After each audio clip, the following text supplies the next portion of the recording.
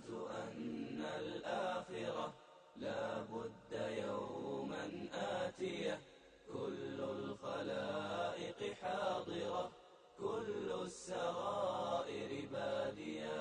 في موقف ما أعظم لم تخف منهم خافية، والهول فيهم قد بدا الشمس منهم دانية. في موقف ما أعظم لم تخف منهم خافية، والهول فيهم قد بدا الشمس منهم دانية. لا ذل إلا ذله، فيه النفوس الزادية، بشرى لنفس آمنت تأتي بنور ساعيا.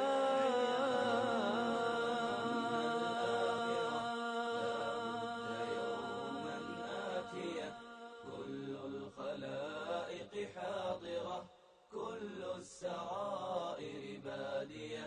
آمنت أن الآخرة لا بد يوما آتية، كل الخلائق حاضرة، كل السرائر بادية. حوض الحبيب وقد روى كل القلوب الزاكية، أكوابه من عدها عد النجوم الزاهية. حوض الحبيب وقد روى كل القلوب الزاكية، أكوابه من عدها عد النجوم الزاهية. فاعمل لنفسك إنه يوم الخلود لراضية، في زين عدن شاهد يجلو الحياة الفانية.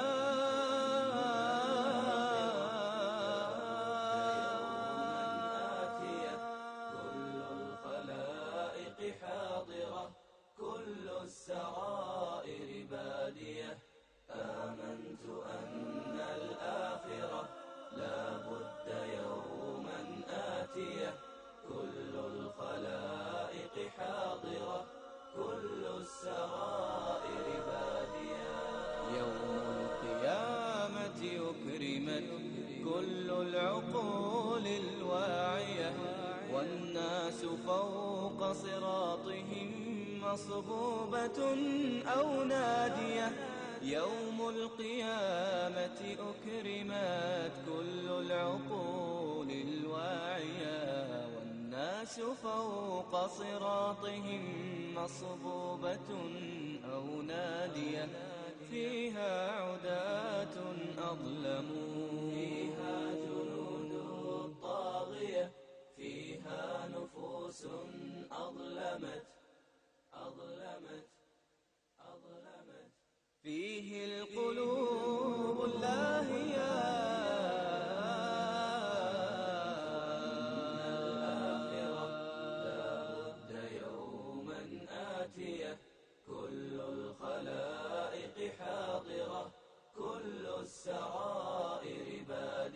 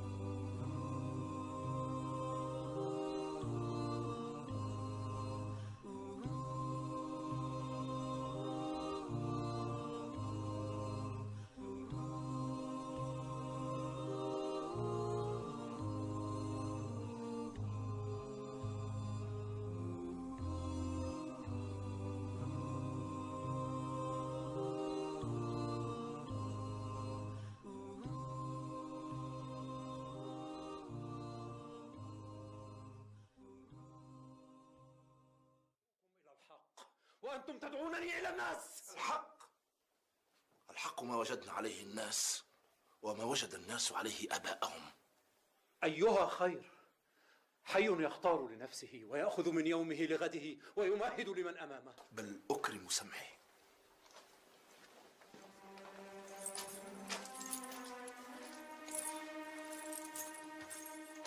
وأنت يا أبا يزيد،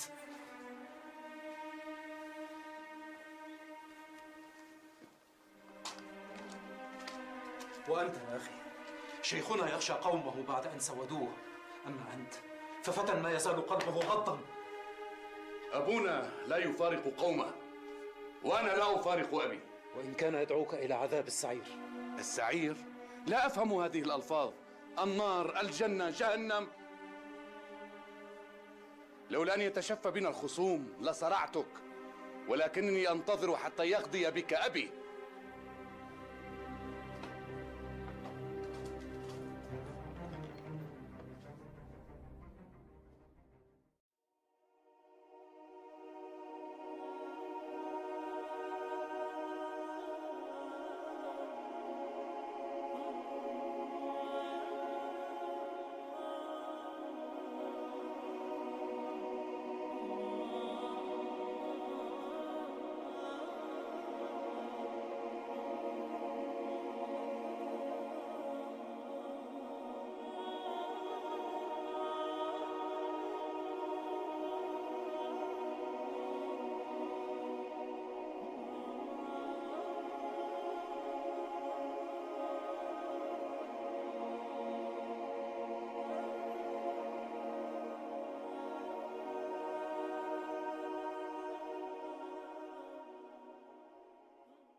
فكيف بكم إذا أصبحتم يوما وقد أظهر الله دينه، وإنه والله لكائن، ودخلت فيه كثرة الناس هذه، فما عساكم تقولون؟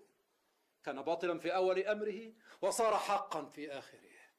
أبهذا يعرف الحق؟ وإن وقع ذلك وأنتم أحياء سبقكم الناس وتأخرتم، فأين تصير منازلكم منهم عندئذ؟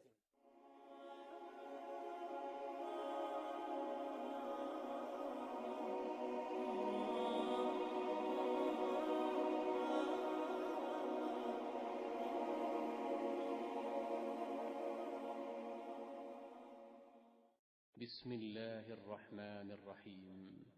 والذين يؤمنون بما أنزل إليك وما أنزل من قبلك وبالآخرة هم يوقنون. يا أيها الذين آمنوا بالله ورسوله والكتاب الذي نزل على رسوله والكتاب الذي أنزل من قبل، ومن يكفر بالله وملائكته وكتبه ورسله واليوم الآخر فقد ضل ضلالا بعيدا. وأنزلنا إليك الكتاب بالحق مصدقا لما بين يديه من الكتاب ومهيمنا عليه. Une vision que vit Saint Jean et qui est décrite dans Apocalypse 12:1 apparaîtra dans les cieux en 2017. En parlant de son second avènement à la fin du monde, Jésus dit dans Luc 21:25 « Et il y aura des signes dans le soleil, dans la lune et dans les étoiles. » Jésus dit que ces signes signaleront à l'humanité que nous sommes très proches de son retour à la fin du monde. Dans Genèse 1:14, il est dit « Et Dieu dit aussi « Qu'il soit fait des luminaires dans le firmament du ciel, et qu'ils séparent le jour et la nuit, et qu'ils servent de signes pour marquer et les temps et les jours et les années. » Ici, Dieu dit que l'une des raisons d'être des luminaires du ciel est qu'ils sont des signes donnés à l'humanité. Les planètes peuvent aussi être considérées comme des luminaires du ciel, car elles reflètent la lumière du soleil et ressemblent à des étoiles lorsqu'on observe le ciel nocturne. Puisque les planètes reflètent la lumière du soleil, certains se réfèrent aux planètes comme des étoiles errantes. Dans Matthieu 24,3, les disciples demandent à Jésus « Dites-nous quand ces choses arriveront, et quel sera le signe de votre avènement et de la consommation du siècle ?» Luc 21,7. Et ils l'interrogèrent disant « Maître, quand ces choses arriveront-elles, et quel sera le signe qu'elles commenceront de s'accomplir ?» Quelques versets plus loin, Jésus dit « Il y aura de grands signes. » Luc 21,11. Dans Apocalypse 12,1, il est question d'un grand signe. Apocalypse 12:1-2. Et un grand signe parut dans le ciel, une femme revêtue du soleil, qui avait la lune sous ses pieds, et sur la tête une couronne de 12 étoiles. Elle était enceinte et elle poussait des cris, étant en travail et ressentant les douleurs de l'enfantement. À présent, regardez comment les différentes constellations et étoiles dans les cieux s'aligneront dans un futur très proche, le 23 septembre 2017. Nous voyons la constellation Virgo. Le 23 septembre 2017, la Vierge est revêtue du soleil. Vous pouvez aussi voir que la lune est à ses pieds. Notez également le serpent sous les pieds de la Vierge. Le 23 septembre 2017, au-dessus de la tête de Virgo la Vierge, nous voyons aussi la constellation Léo, le lion, qui contient 9 étoiles. Proche de ces 9 étoiles, nous voyons les planètes Mercure, Mars et Vénus.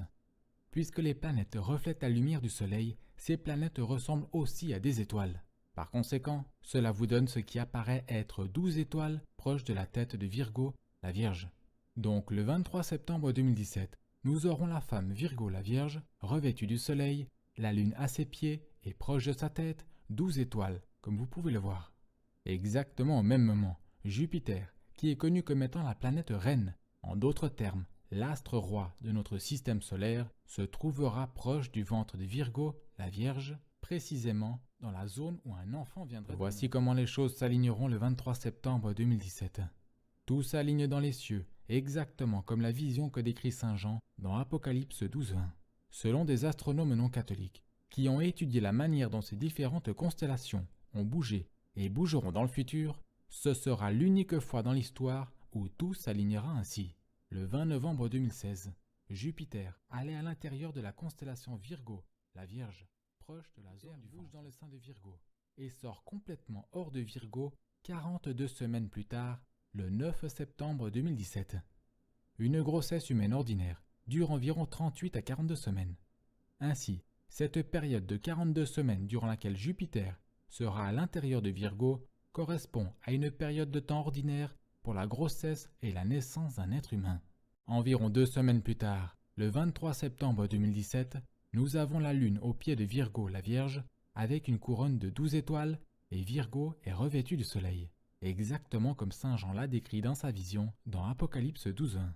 Ceci est un signe clair que Dieu nous donne pour signifier que nous sommes bien avancés dans la fin des jours. Bismillahirrahmanirrahim.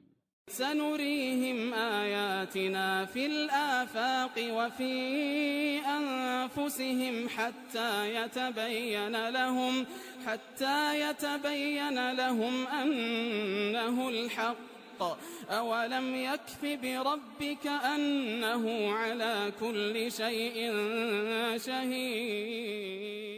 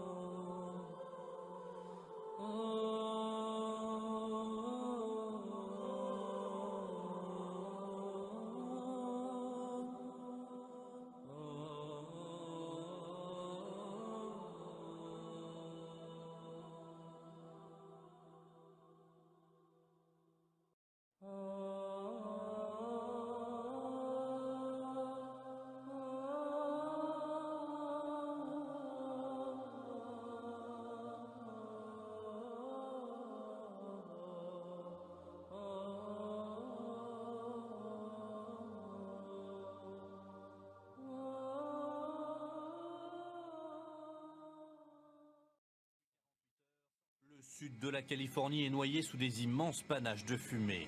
Presque partout, l'air devient irrespirable. Preuve que cette situation de crise est inédite, l'alerte maximale a été lancée pour la première fois de l'histoire à Los Angeles.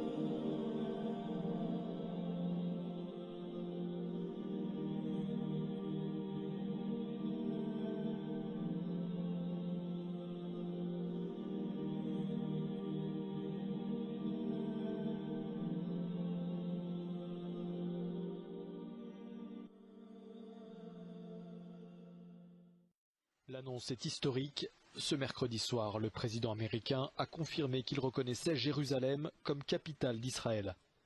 Donald Trump a également confirmé au cours de cette déclaration que l'ambassade américaine serait prochainement transférée de Tel Aviv à Jérusalem.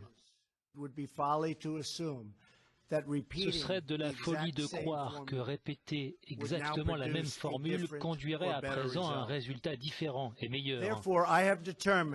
Aussi ai-je déterminé qu'il est temps d'officiellement reconnaître Jérusalem comme la capitale d'Israël. Alors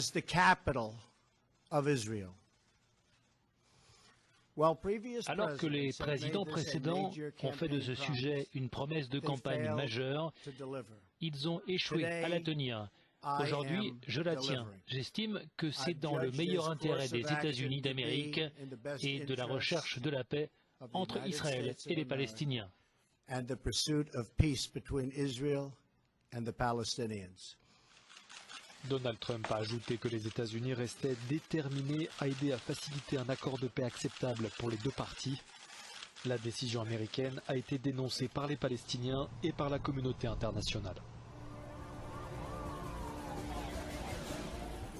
Dans les dernières négociations qui ont commencé entre les administrations israéliennes, américaines, on va tout régler.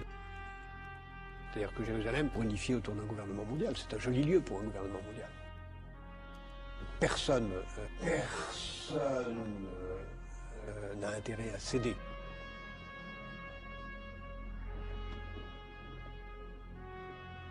C'est-à-dire que Jérusalem, la capitale planétaire d'un univers, on peut imaginer un gouvernement mondial à Jérusalem, puisque c'est là où sera le point de rencontre de tout le monde.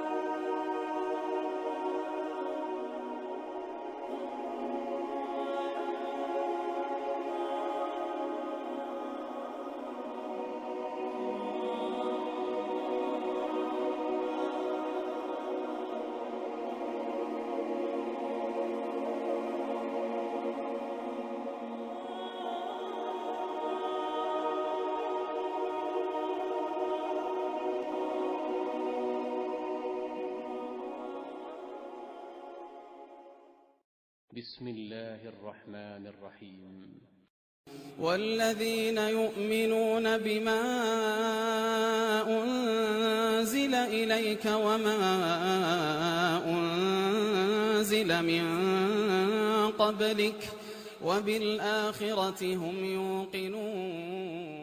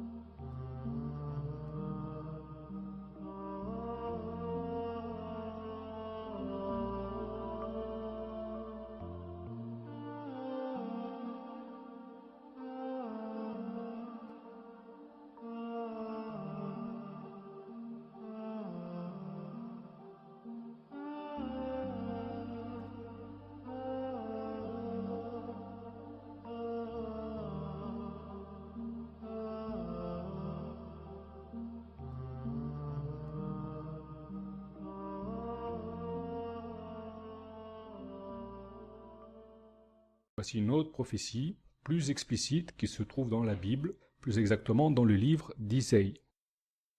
Dans l'année où le Messie apparaît, toutes les nations du monde se provoquent les unes les autres. Le roi de Perse provoque un roi arabe et le roi arabe se tourne vers Aram, c'est-à-dire l'Occident, pour des conseils. Et le roi de Perse revient et détruit le monde entier. Et toutes les nations du monde sont en panique et en détresse. Et elles tombent sur leurs faces, et ils sont pris de douleur, comme celle d'une femme qui accouche. Ce qui nous est décrit ici est exactement le déroulement d'un conflit entre l'Iran et l'Arabie saoudite. C'est ce conflit qui sera l'étincelle qui va détruire le monde. Ce conflit qui amènera la destruction des nations.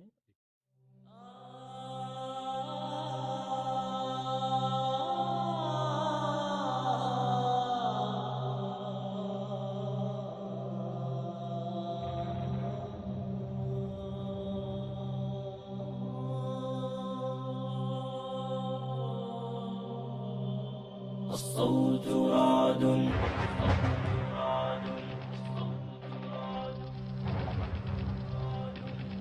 جرح يصارع شامنا يا قومنا.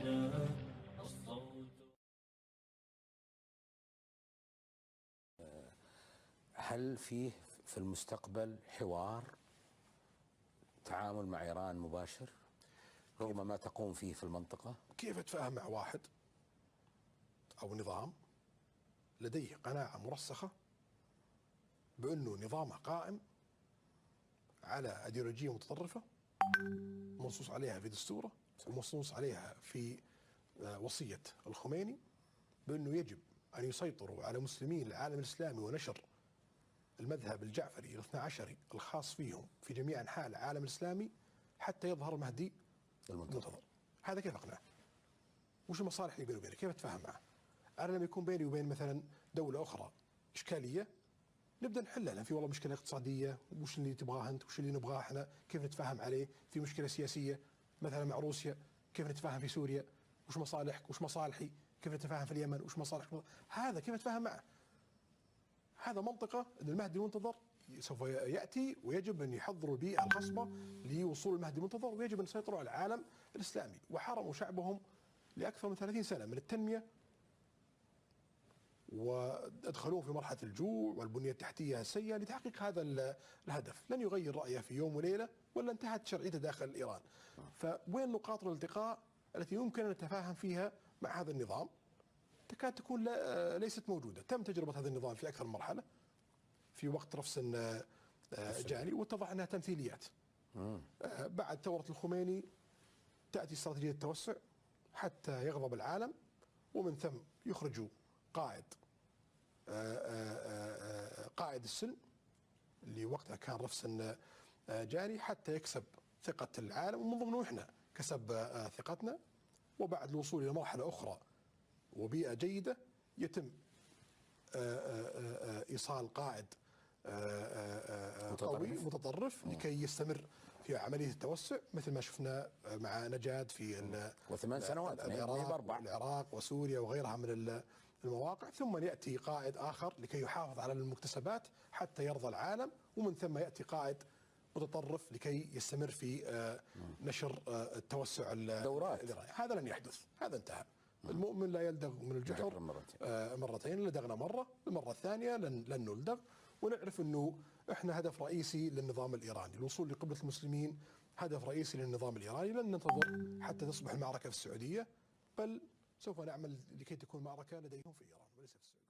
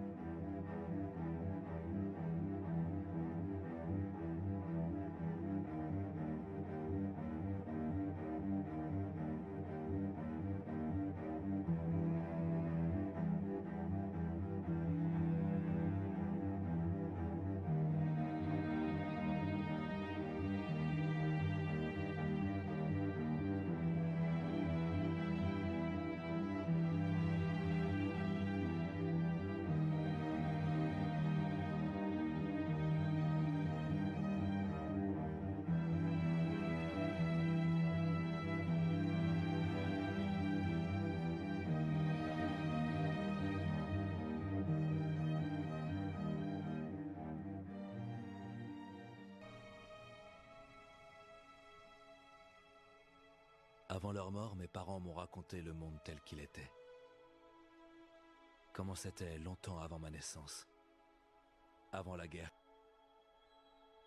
Ils se souvenaient d'un monde de verdure, vaste et beau,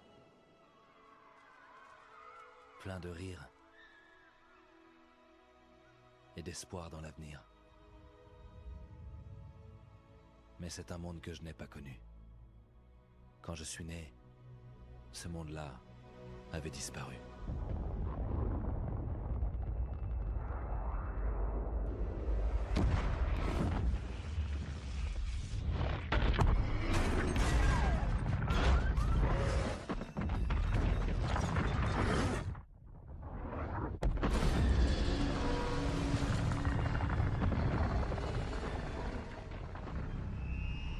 Les survivants ont appelé ça le jugement dernier.